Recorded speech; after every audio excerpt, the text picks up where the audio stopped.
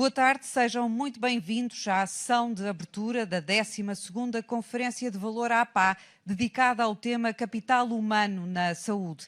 Para as boas-vindas, sobe ao palco Xavier Barreto, Presidente da Associação Portuguesa de Administradores Hospitalares. Muito boa tarde a todos. Começo naturalmente por cumprimentar o Sr. Ministro. É uma honra, é um gosto tê-lo aqui connosco na nossa conferência. Estas conferências são um espaço de partilha, um espaço de construção de soluções. São conferências que temos já há muitos anos.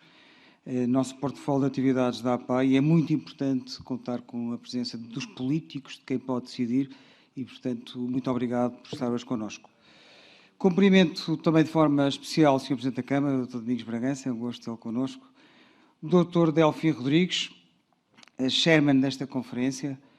É uma honra tê-lo como colega de profissão, é sempre uma inspiração para todos os administradores hospitalares e é um privilégio poder contar com a sua liderança também nesta conferência. Doutora Graça Freitas, Diretora-Geral de Saúde, bastonário da Ordem dos Psicólogos, Dr. Francisco Miranda Rodrigues, restantes representantes de organizações profissionais.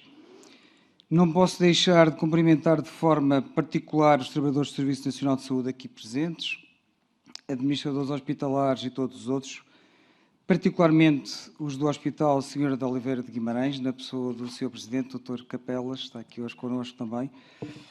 Sabem muitos de vós que trabalhei durante alguns anos no Hospital de Guimarães e sou testemunha da qualidade e da excelência daquilo que se faz neste hospital. E, portanto, é sempre um gosto regressar a Guimarães e poder reencontrar-vos. Dedicamos esta conferência ao capital humano, essencialmente porque consideramos que esta é a dimensão mais importante do Serviço Nacional de Saúde e é, simultaneamente, aquela que está em maior risco. É aquela que precisa de uma transformação mais rápida e imediata. Precisamos urgentemente de encontrar um novo paradigma, particularmente para a questão dos incentivos, que tenha em conta o desempenho dos trabalhadores, que valorize esse desempenho para efeitos de retribuição, e quando falo em incentivos financeiros, claramente, essa é uma questão que está em cima da mesa, em que não podemos ignorar, mas também incentivos financeiros em condições de trabalho que são absolutamente fundamentais e nas quais temos que investir muito mais. Precisamos de investir muito mais na formação dos nossos trabalhadores, particularmente das nossas lideranças, e amanhã teremos um barómetro. Eu não vou adiantar os resultados do nosso barómetro, mas os resultados posso levantar a ponta do véu e dizer-vos que apontam claramente para isso, para a necessidade de melhorarmos a qualidade das nossas lideranças, melhorarmos a proximidade entre as lideranças e os trabalhadores que estão no terreno, que estão no chão de fábrica, como nós dizemos muitas vezes. Precisamos ter os melhores a gerir os nossos hospitais e, portanto, temos que investir também muito mais nas nossas lideranças. Precisamos discutir, e este é um tema sensível, a forma como alocamos as tarefas aos diferentes grupos profissionais. A forma como os grupos profissionais se organizam, as tarefas que têm a seu cargo, está em transformação por todo o mundo. E em Portugal é uma discussão que eu diria que é praticamente inexistente. A procura de cuidados muda, temos cada vez mais doentes crónicos com múltiplas morbilidades. Temos que encontrar uma resposta completamente diferente para fazer face a esta procura e mantemos a organização do trabalho e até as tarefas que estão alocadas aos profissionais da mesma forma que tínhamos há 30 ou 40 anos. E, portanto, este é um tema difícil, mas que temos necessariamente de começar a discutir. Falaremos também, ainda hoje, num painel em que estaremos com as diferentes órgãos profissionais a discutir este tema tão importante. Todas estas mudanças implicam necessariamente a tutela, implicam decisão por parte da tutela, mas implicam também a autonomia dos hospitais. E, portanto, não posso deixar de dizer também hoje, aproveitando a presença do Sr. Ministro, que temos uma preocupação muito presente com a aprovação dos planos de atividades e orçamento. Bem sabemos que não é por responsabilidade do Ministério da Saúde que esses planos não estão aprovados. Infelizmente voltamos sempre ao mesmo. estes planos e esta autonomia para sempre no mesmo local, mas não podemos deixar de manifestar a nossa preocupação e até a nossa perplexidade quando se exige aos hospitais que entreguem um plano de atividades e orçamento até dia 18 de novembro, especificamente até o dia 18 de novembro, e depois demoramos meses a aprová-los e meses a devolver a autonomia aos hospitais. E, portanto, não posso deixar de o dizer e de manifestar aqui a nossa preocupação. Em suma, é necessário um novo modelo para a gestão de recursos humanos do Serviço Nacional de Saúde, um novo modelo de avaliação de desempenho, novos incentivos que alinhem os objetivos estratégicos da instituição com os objetivos de cada uma das pessoas que trabalham connosco, que invista na formação de pessoas e que reconheça, que valorize as pessoas como uma parte essencial do Serviço Nacional de Saúde. Quanto mais rápido começarmos, mais depressa passaremos de soluções de contingência para uma solução estrutural que torne o Serviço Nacional de Saúde mais competitivo na captação e retenção de profissionais. Não temos ilusões, portanto, não fazemos parte daquele grupo que quer respostas para amanhã, isso não vai acontecer, vão ser necessários muitos anos, mas quanto mais rápido começarmos, mais rapidamente teremos resultados. Não posso deixar de referir, porque estamos numa conferência da APA, uma conferência de administradores hospitalares, não posso deixar de referir o caso específico da carreira de administração hospitalar. Os administradores hospitalares foram elementos decisivos na criação e consolidação do Serviço Nacional de Saúde. Basta ler o retrato que é feito pelo professor Colano Ferreira do que era a gestão dos hospitais na década de 60 e 70, antes de termos uma gestão profissionalizada dos nossos hospitais, para percebermos o salto que foi dado nas últimas décadas. E para isso contribuíram muito os administradores hospitalares e a sua carreira, que foi consolidada em 1980. Os administradores hospitalares foram absolutamente essenciais em processos transformadores do Serviço Nacional de Saúde. A criação dos primeiros centros de responsabilidade, a criação dos hospitais de empresa e uma série de outras iniciativas que transformaram o Serviço Nacional de Saúde. E, portanto, eu acho que ninguém nesta sala duvida da importância dos administradores hospitalares. E a questão que nós podemos colocar hoje é que se a gestão e os administradores hospitalares são hoje menos importantes do que eram há 40 ou 50 anos. Eu acho que todos nós sabemos a resposta a esta questão. Temos uma gestão cada vez mais complexa, organizações cada vez mais exigentes e, portanto, hoje mais do que nunca precisamos de administradores hospitalares capacitados, com uma carreira, com avaliação de desempenho e, acima de tudo, com uma perspectiva de futuro estável.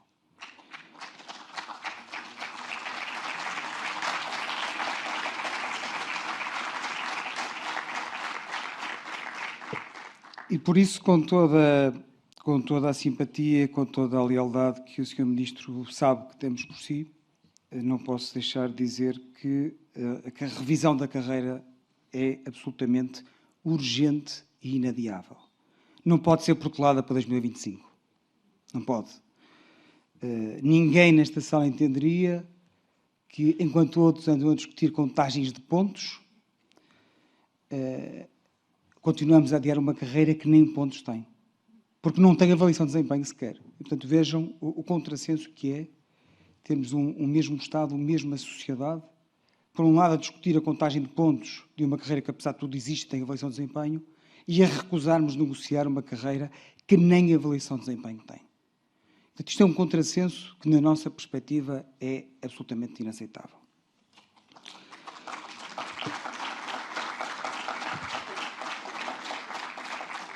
E, portanto, eu diria que o Governo tem aqui uma oportunidade. Esta situação que seria absolutamente inaceitável em qualquer outro grupo profissional tem sido absolutamente, tem contado com uma complacência, eu diria, de sucessivos governos ao longo de várias décadas. E o Governo tem aqui uma oportunidade de dar um sinal muito claro. Um sinal de aposta na boa gestão, de aposta na eficiência da gestão das unidades de saúde, de foco na produção, no custo de efetividade, porque é aquilo que nós fazemos nos hospitais. E, portanto, é uma oportunidade até de melhoria. Portanto, eu não tenho qualquer dúvida daquilo que todos nós, os administradores hospitalares que estão nesta sala, podem oferecer ao Serviço Nacional de Saúde. E, portanto, eu diria que é uma aposta quase lógica, racional até do ponto de vista do Governo. E o que vos pedimos, e o que peço hoje aqui ao Sr. Ministro, é que faça esta aposta e que não perca esta oportunidade de mostrar este compromisso com a boa gestão do Serviço Nacional de Saúde. De qualquer forma, não foi para discutir a carreira da administração hospitalar que organizámos esta conferência, podia ter sido, e é uma boa ideia até para eventualmente fazermos no futuro, e tenho a certeza que viria, e se o fizermos certamente que o convidaremos, mas não foi para isso que organizamos esta conferência. Nós temos uma visão muito mais abrangente, muito mais lata daquilo que é o nosso papel no sistema de saúde. É uma conferência para discutir os recursos humanos do Serviço Nacional de Saúde, e o objetivo será o de darmos todos em conjunto, todos os que estamos nesta sala, administradores hospitalares, médicos, enfermeiros, todos os profissionais de saúde, darmos um contributo para melhorar o Serviço Nacional de Saúde. Porque é sempre essa a nossa perspectiva. Portanto, nós não nos reunimos a carpir mágoas, nem nos reunimos a dizer mal das coisas. Nós, quando nos reunimos, é para construir alguma coisa. E é isso que também vamos fazer aqui hoje e amanhã. Porque, apesar de tudo e apesar da falta de reconhecimento por parte de sucessivos governos, os administradores hospitalares não desistem nem abandonam o Serviço Nacional de Saúde. Mais uma vez, muito obrigado e boa conferência a todos.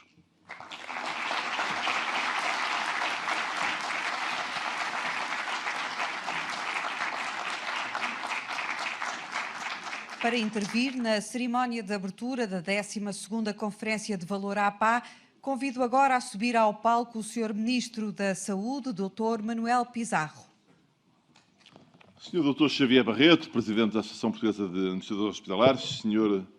Dr. Domingos Bragança, Presidente da Câmara Municipal de Guimarães, e aproveito para agradecer o facto de acolher aqui nesta belíssima cidade, e agradeço sobretudo uma coisa da qual Guimarães pode mesmo pedir mesas ao país, que é o facto de ser uma cidade e um município com tantos sinais de progresso e, ao mesmo tempo, com tanto respeito pelo património. É uma cidade absolutamente encantadora e eu acho que tenho obrigação de lhe agradecer a si e a todos que têm gerido a Câmara de Guimarães por manterem esta cidade de forma tão exemplar, tão bonita, tão extraordinária. É um exemplo que outros municípios, porventura, com responsabilidades iguais ou superiores, deviam talvez seguir e que talvez os devesse inspirar. Senhor Bastonário da Ordem dos Psicólogos, Senhora Diretora-Geral de Saúde, Doutora Graça Freitas, Senhoras e Senhores dirigentes das diferentes instituições do Serviço Nacional de Saúde que estão aqui presentes, e saúdo-os a todos, saudando o Presidente do Conselho de Administração do Hospital da Senhora de Oliveira, que é o hospital aqui de Guimarães, o Sr. Dr. Henrique Capelas, Sr. Dr. Delfim Rodrigues. Eu dirijo-me assim sempre, como sabe, com o respeito de quem sabe o que o Serviço Nacional de Saúde deve ao seu empenho, à sua inteligência, à sua dedicação. Muito obrigado por tudo o que tem feito para ajudar o Serviço Nacional de Saúde durante as décadas de exercício profissional que já leva. Minhas senhoras e meus senhores, profissionais do Serviço Nacional de Saúde, colegas do Serviço Nacional de Saúde, para mim é um prazer estar aqui na conferência da APA, nesta 12ª Conferência de Valor da APA, porque é sempre um prazer poder refletir nos problemas com que o Serviço Nacional de Saúde se confronta e nas soluções que precisamos de encontrar para lhes dar resposta. A primeira coisa que talvez conviesse dizer é que nós temos que ter sobre os temas do Serviço Nacional de Saúde uma abordagem que seja apaixonada em relação aos valores que o Serviço Nacional de Saúde representa na sociedade portuguesa, mas que seja racional do ponto de vista do reconhecimento da realidade com que nos confrontamos. Eu acho que é muito negativo acompanhar um certo discurso da desgraça que tende a descrever o SNS como algo que está a definhar. É que esse discurso tem um problema. Pode encontrar apoio num ou noutro acontecimento negativo, eu já me referirei aos acontecimentos negativos, mas não tem nenhuma conexão com a realidade. Em 2022, o Serviço Nacional de Saúde realizou 53 milhões de contactos diretos com os portugueses. 34 milhões de consultas nos cuidados de saúde primários, quase 13 milhões de consultas nos hospitais. E, infelizmente, já recuperamos o número de atendimentos na urgência, infelizmente, porque era melhor que não o tivéssemos feito para a organização do sistema. Já fizemos 6 milhões de atendimentos em urgência em 2022. 53 milhões. Cada português contactou, em média, 5,3 vezes com o SNS só em consultas ou em atos similares às consultas. Não há nada que se compare com isto na sociedade portuguesa. É o maior número de sempre em todas as linhas de produção nas urgências. Ainda não é o maior número de sempre, mas se fossem menos eu ficava ainda mais contente. Portanto, não é esse o caso. Em 2022 fizemos 758 mil cirurgias. O maior número anterior eram 708 mil. Portanto, suplantámos em 50 mil o maior número. Acho que é difícil descrever este serviço como um serviço que está a definhar. Eu bem percebo que há em torno disto uma campanha com a ideia de afastar a confiança dos portugueses em relação ao SNS. E por mais mal sucedida que seja essa campanha, não é difícil fazê-los desistir dela. É que não adianta, porque os portugueses sabem que no fim do dia é mesmo no SNS que encontram o apoio para tratar dos seus temas de saúde. É verdade que o SNS tem muitos problemas, mas não há dia nenhum, semana nenhuma, como os senhores sabem, acho que alguns até saberão melhor que eu, não há semana nenhuma em que não sejam transferidos de outros hospitais do sistema de saúde para o SNS doentes que tiveram complicações e que só no SNS é que são tratados. E acho que sabem do que eu estou a falar. E engraçadamente, essa parte nunca é notícia. Quando um hospital do SNS tem uma dificuldade e um doente tem que ser transferido de um hospital do SNS para outro hospital do SNS, isso até pode abrir o telejornal.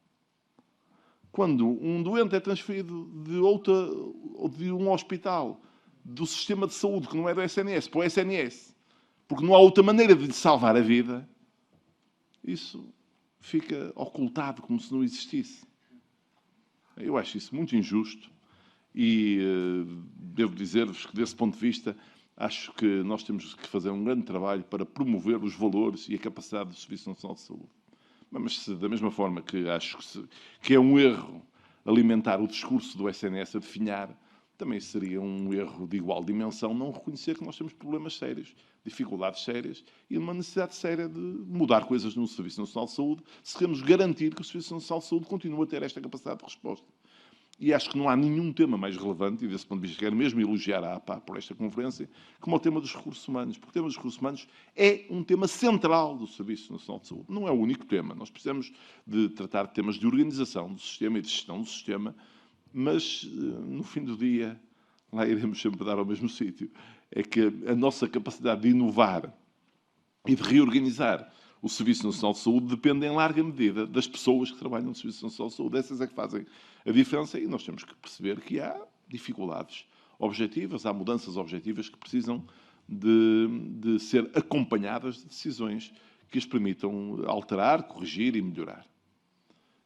Também nesta matéria há resultados muito importantes. Nós, nos últimos 6 ou 7 anos, sob a liderança do Dr. Delfim Rodrigues, nós construímos um novo hospital sem gastarmos um único tijolo, nem um único saco de cimento. Acho que é mesmo pegada de carbono escassa. Esse hospital chama-se Hospitalização Domiciliária. No ano 2022, atingimos o final do ano com 329 doentes em simultâneo, capacidade máxima de hospitalização domiciliária. Uma vez mais, graças ao empenho de centenas de profissionais do SNS, médicos, enfermeiros, farmacêuticos, assistentes operacionais, pessoas que fazem as coisas da logística para garantir que este hospital em casa de cada um dos doentes funciona.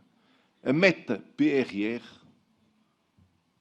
era tratar 5.000 doentes em casa em 2024, daqui a 2 anos. Em 2022, nós tratamos 9.000 doentes em casa na hospitalização domiciliar. É mesmo um grande sucesso. Tão grande que ninguém fala dele. Pronto, eu sei, mas falo eu.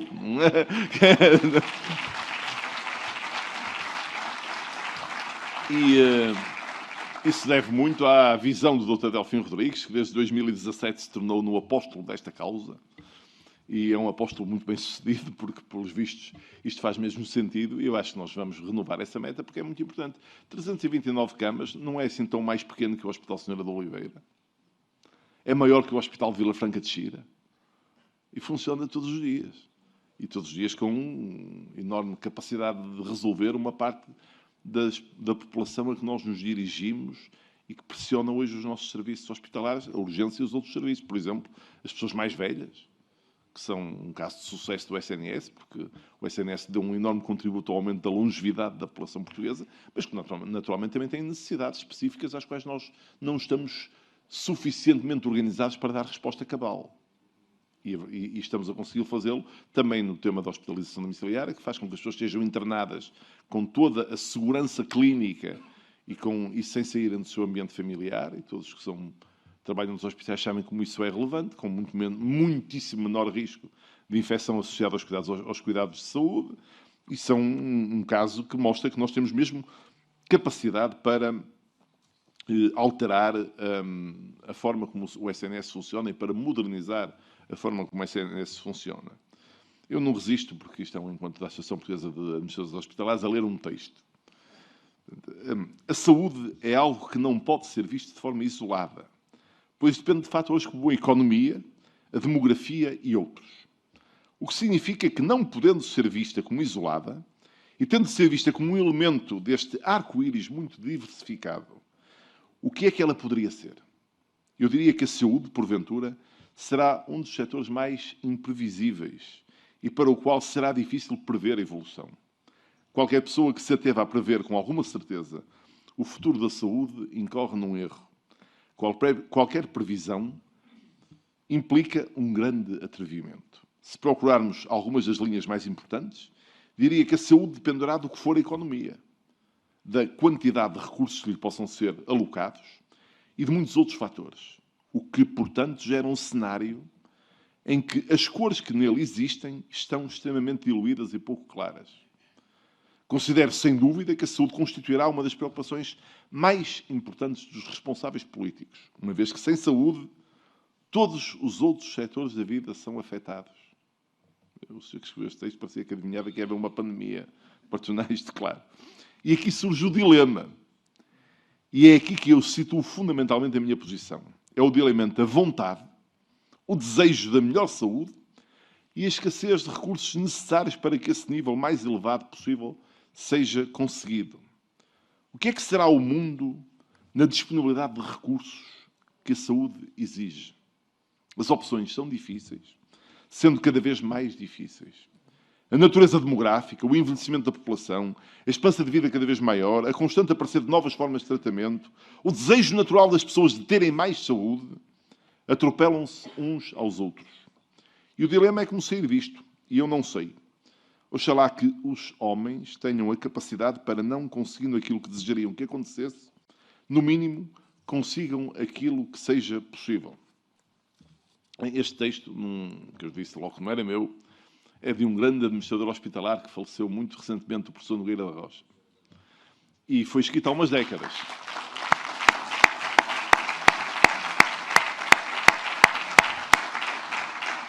Foi escrito há umas décadas, e a sua atualidade é muito impressionante. Porque, de facto, ele bem explicava, também foi ele que introduziu este conceito, que não se pode ser profissional de saúde sem ser, ao mesmo tempo, cumulativamente, um profissional da gestão hospitalar. Enfim, talvez o hospitalocentrismo seja um bocadinho démodé, mas tudo o resto está certo. Porque a verdade é que nós hoje temos muitas responsabilidades na forma como organizamos o nosso sistema. E sim, eu não posso deixar de reconhecer que o presidente da APA tem razão quando diz que os administradores hospitalares não são dispensáveis. A gente pode dizer, acho que com justiça, que a carreira de administrador hospitalar está obsoleta. Mas os administradores hospitalares não estão obsoletos, porque nós precisamos muito de conhecimentos diversificados que ajudem na gestão de organizações cada vez mais complexas, como é o sistema de saúde em geral e os hospitais em particular. precisamos de olhar para esse tema com uma outra atenção. Eu já tive a ocasião de lhe dizer em privado e, portanto, acho que transmito aqui em público, eu tinha uma suspeita de que este tema da carreira ia ser falado hoje, nesta sessão de abertura. O facto de haver um calendário para as carreiras não quer dizer que não haja trabalho a fazer. Porque a verdade é esta, é que a revisão da carreira dos administradores hospitalares não está provavelmente adiada há 1 ou 2 anos, está adiada há umas décadas. Não sei se não é mesmo desde a década de 80 do século passado. Se não for da de 80 é de 90, portanto vai dar praticamente ao mesmo. E eu acho que nós temos muito trabalho técnico a fazer em muitos aspectos. E o facto de haver um calendário para uma decisão não quer dizer que essa decisão não possa e não deva ser trabalhada desde já, de forma a percebermos o que é necessário fazer para mexer na carreira. E acho que essa disponibilidade da parte do Governo existe. Eu sei que essa disponibilidade é partilhada pela direção da Associação Portuguesa de Administradores Hospitalares e acho que devemos fazer esse trabalho. Também não há, nessa matéria, decisões imperativas sobre calendários. O calendário aqui também, às vezes, depende da disponibilidade para tratar de assuntos tão vastos e tão complexos e tão multiformes. As carreiras dos profissionais de saúde são mesmo um desafio para uma equipa governativa na área da saúde, porque são múltiplas e todos os problemas são mais ou menos urgentes.